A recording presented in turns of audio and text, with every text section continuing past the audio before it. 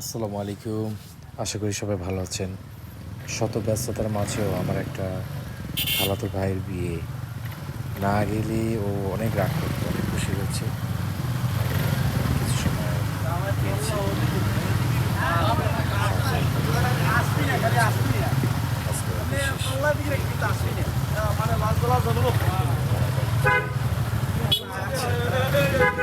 গত পরশু একটি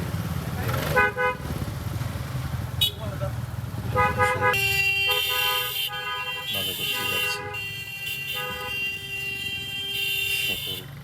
সবাই আমার ভাইয়ের জন্য দোয়া করবেন।